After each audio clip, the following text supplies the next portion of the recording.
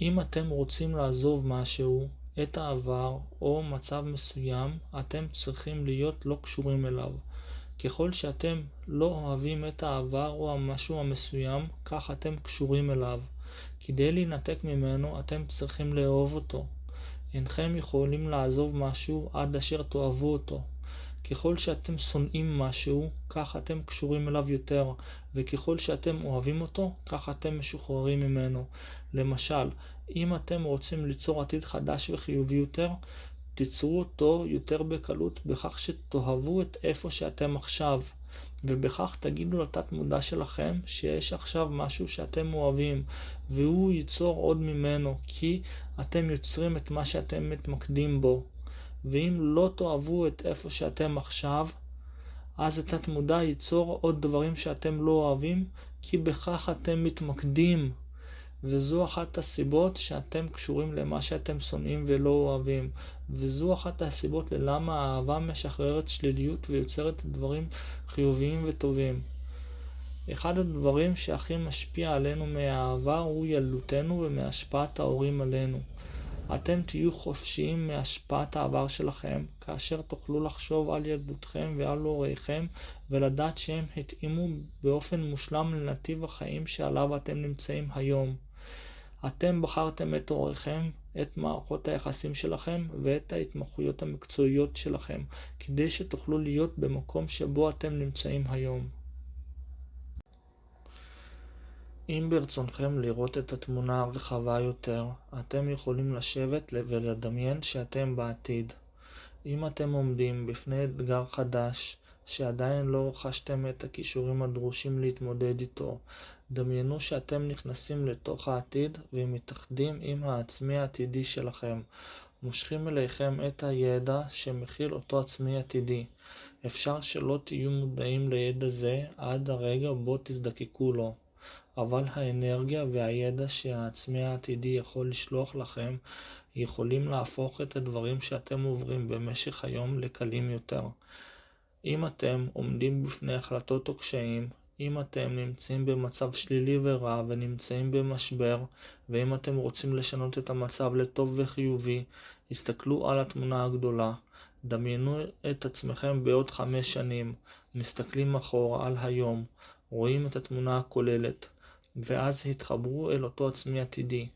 מאותה זווית רחבה יותר, יהיה הרבה יותר פשוט לדעת מה לעשות היום.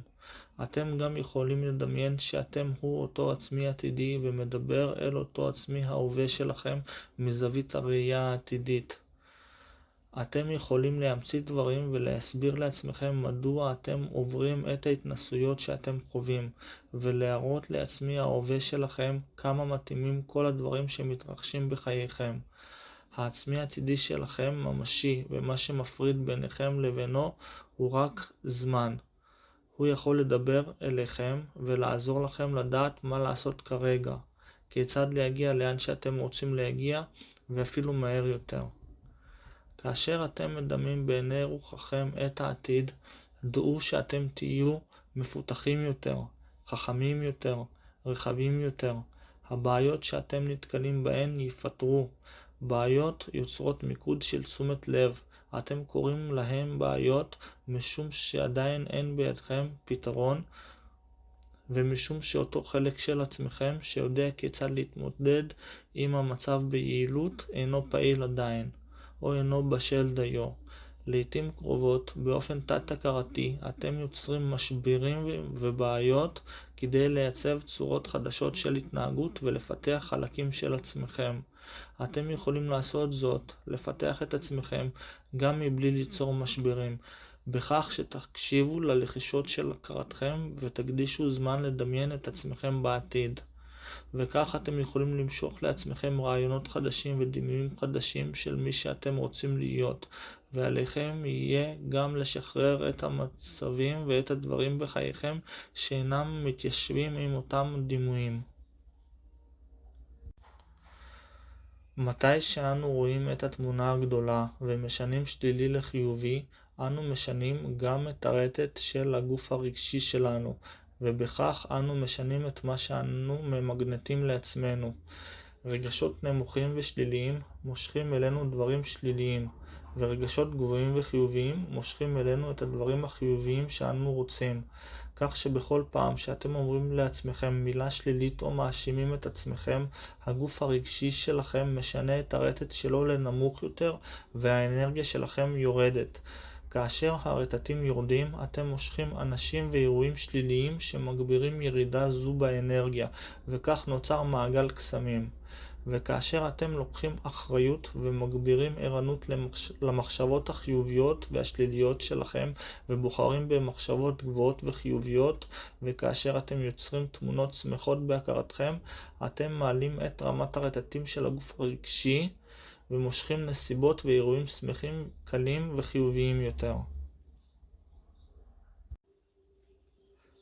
העלאת רטטים לרמה גבוהה יותר, ועל ידי כך משיכת נסיבות טובות וחיוביות, זה דבר עוצמתי, טוב וחיובי.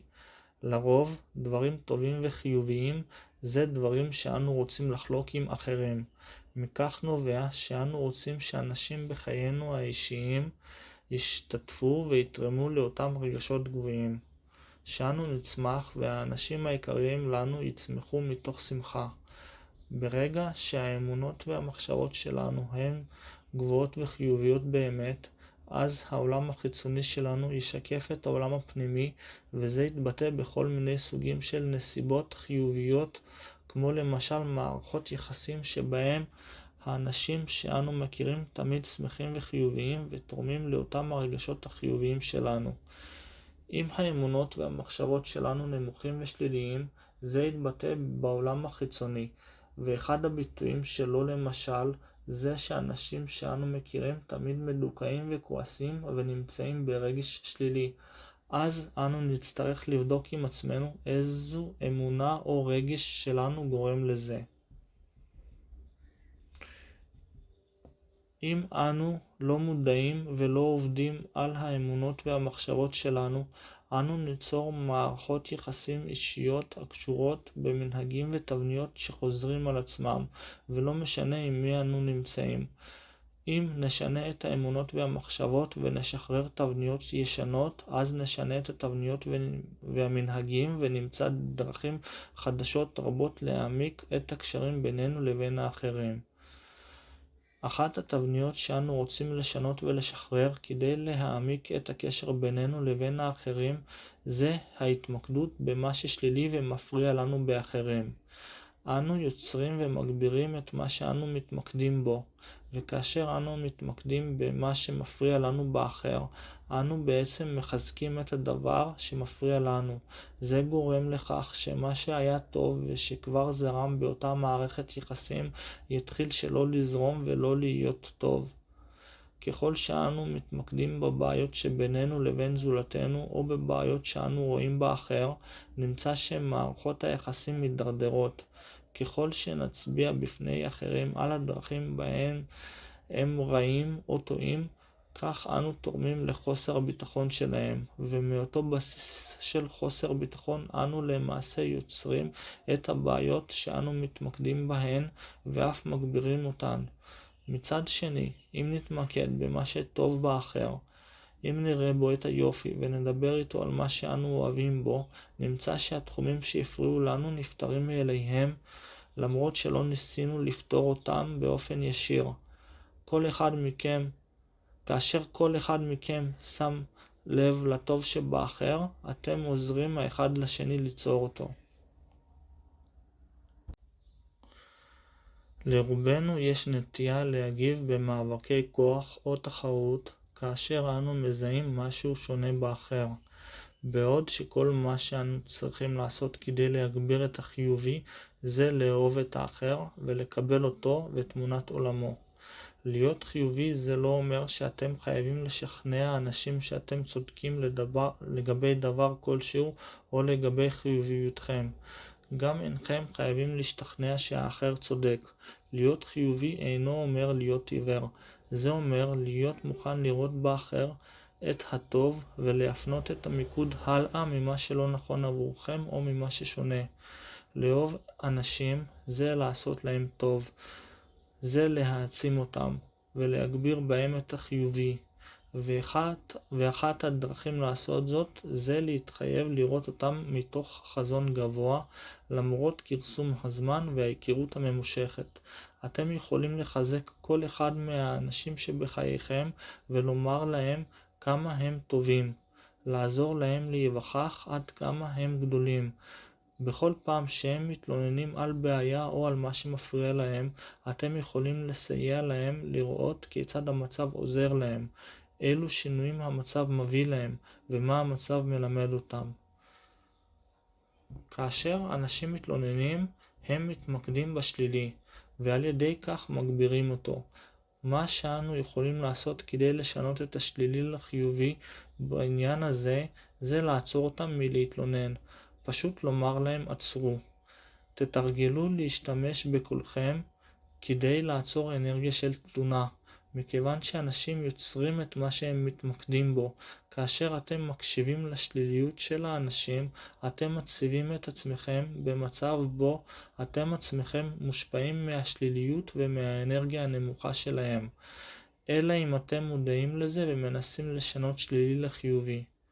אינכם חייבים להקשיב לשליליות של האחרים. אתם יכולים לסייע לאנשים לצאת מהסיפורים שלהם בכך שתעצרו אותם מלספר. סייעו לשנות את השלילי לחיובי בכך שתשאלו אותם מהו רצונם ולאן הם הולכים. איזו תכלית גבוהה יותר הם יכולים ליצור? כיצד המצב עוזר להם? אילו שינויים חיוביים המצב מביא להם? ומה המצב מלמד אותם? מקדו אותם חזרה אל החיובי, ובכך תמקדו גם את האנרגיה שלכם בחיובי. במשך הזמן הקרוב, היו מוכנים להקשיב בערנות לכל מי שמגיע אליכם. הקשיבו לשיחות במקומות הציבוריים. אם הן אינן חיוביות, שילחו לאנשים את המחשבה שרמתם הנוכחית תתפתח, ושילחו להם אהבה על היותם מי שהם. התעלמו מכל מה שאינו חיובי. שימו לב לאמצעי התקשורת, לעיתונים ולספרים שאתם קוראים. האם הם משתמשים במילים חיוביות? האם הם מרוממים את האנרגיה שלכם בכך שמתמקדים בחיובי? או במקום זאת מורידים אותה ונוטעים בהכרתכם דימויים שליליים? אתם חופשיים לחלוטין לבחור את מה שאתם קוראים ושומעים. אף אחד לא מאלץ אתכם לעשות דברים מסוימים.